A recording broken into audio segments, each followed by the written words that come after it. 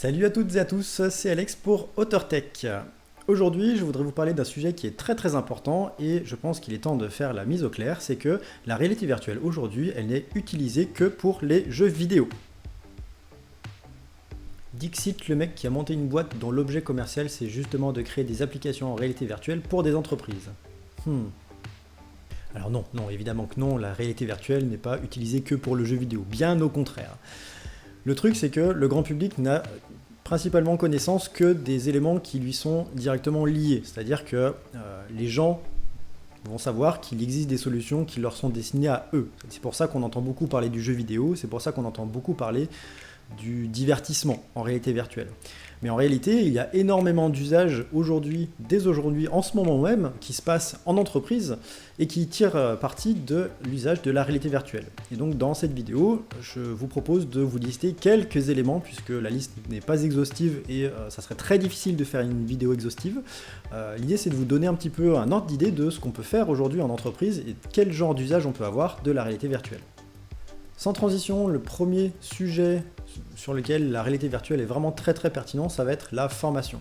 C'est vraiment un élément qui est en train d'exploser aujourd'hui, c'est l'utilisation de la réalité virtuelle pour procéder à de la formation, quel que soit le domaine, littéralement tout domaine confondu. Et ça marche bien pour deux raisons. La première, c'est que on retient mieux en faisant. Et le fait de s'immerger dans un espace en réalité virtuelle, ça permet de faire des choses, ne serait-ce que virtuellement. Et du coup, on va se rappeler des mouvements, on va se rappeler des consignes qu'on a appliquées, ce genre de choses. Et la deuxième raison pour laquelle c'est très intéressant, c'est qu'on va pouvoir mettre en situation des apprenants dans un espace virtuel, dans le cas où ça serait compliqué de le faire dans le réel. Par exemple, vous avez des situations dangereuses. Former des gens à réagir dans des situations dangereuses, on va pas mettre...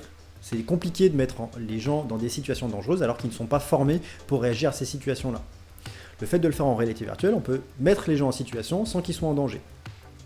Une autre raison qui rend l'usage de la VR très intéressant dans ce cadre-là, c'est dans le cas où vous avez besoin de former quelqu'un à l'usage d'une machine, par exemple, et vous avez une machine de ce type-là dans le monde, peut-être deux.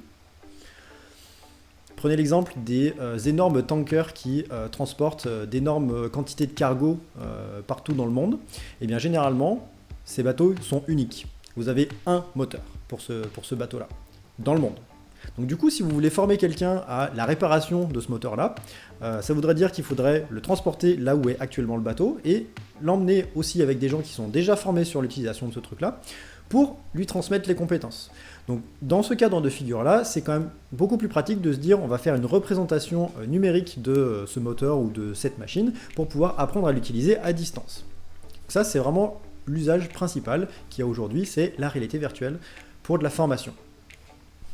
Ensuite, on a un autre usage qui est très intéressant et qui explose littéralement aujourd'hui pour des raisons évidentes, c'est le travail collaboratif à distance. Comme vous le savez, on est tous confinés en ce moment et on n'a pas la possibilité de se retrouver tous au même endroit pour travailler et pourtant il faut quand même continuer de faire avancer nos différents sujets. Et la réalité virtuelle, ça permet de pouvoir se retrouver virtuellement dans un même espace, que ce soit dans une salle de réunion, dans un espace de travail, peu importe le format, et d'avoir en face de nous des avatars virtuels de nos collègues et de pouvoir échanger. Alors évidemment, ça ne remplace pas la présence dans un espace de travail réel, mais on retrouve quand même un semblant de connexion avec les gens avec qui on peut travailler et on va pouvoir communiquer plus d'émotions, que ce soit avec les mouvements de bras, que ce soit avec le fait de pouvoir dessiner des choses, de pouvoir manipuler des éléments dans l'espace.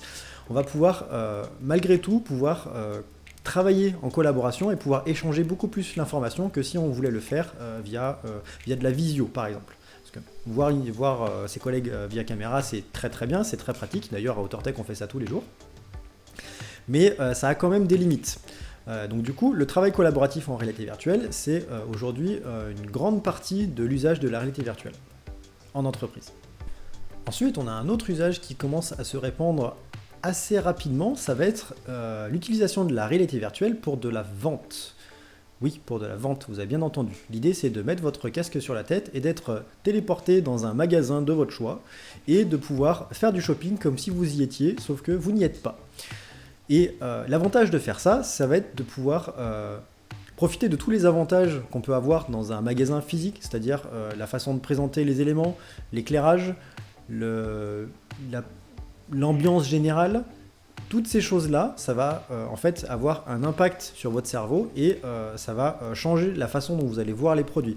C'est pas du tout la même chose que si vous allez sur un site en ligne pour faire un achat par exemple. Vous allez regarder les photos, cliquer sur acheter, voilà.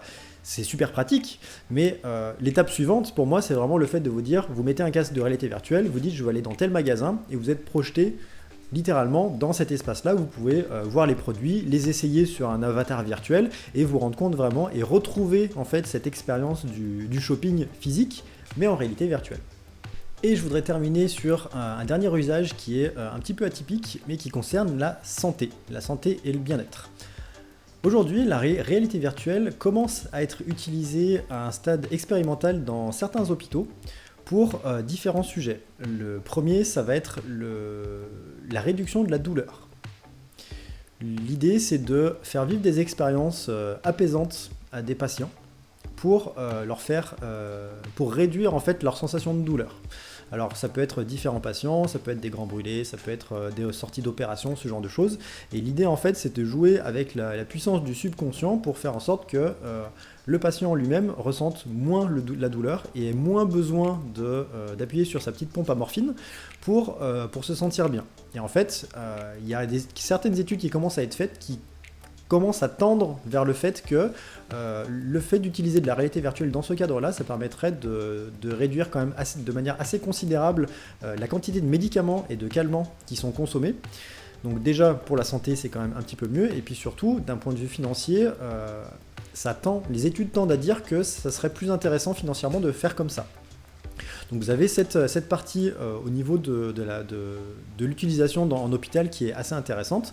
On a aussi une utilisation connexe, on va dire, qui est plus pour ce qui est de la relaxation ou du bien-être général. On peut utiliser aujourd'hui des applications en réalité virtuelle, par exemple pour faire de la méditation ou pour se relaxer. Et tout ça, mine de rien, ça marche. Ça marche pour des raisons que j'ai déjà abordées dans d'autres vidéos. C'est comme on est totalement immergé, on va pouvoir contrôler les messages et les signaux qu'on envoie à notre cerveau et faire en sorte d'envoyer des signaux qui sont relaxants, qui nous permettent de nous sentir mieux au quotidien ou dans l'exemple des hôpitaux, après une opération ou après un accident. Voilà, c'est tout pour cette vidéo. Donc, encore une fois, cette liste n'est pas du tout, mais alors pas du tout exhaustive. Il y a énormément de choses qu'on peut faire en réalité virtuelle. Je vous en ai juste pris quelques-uns dans différents domaines pour vous donner un ordre d'idée de vraiment le panel de thématiques différentes qu'on peut traiter en réalité virtuelle. Du coup, je vais m'arrêter là, c'est tout pour cette vidéo. Mettez un like si ça vous a plu, mettez un petit commentaire si vous avez d'autres usages de la réalité virtuelle qui vous semblent intéressants et que vous voulez partager aux autres.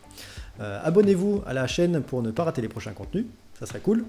Ça fait plaisir. D'ici là, je vous dis portez-vous bien et on se retrouve la semaine prochaine pour une prochaine vidéo. Ciao!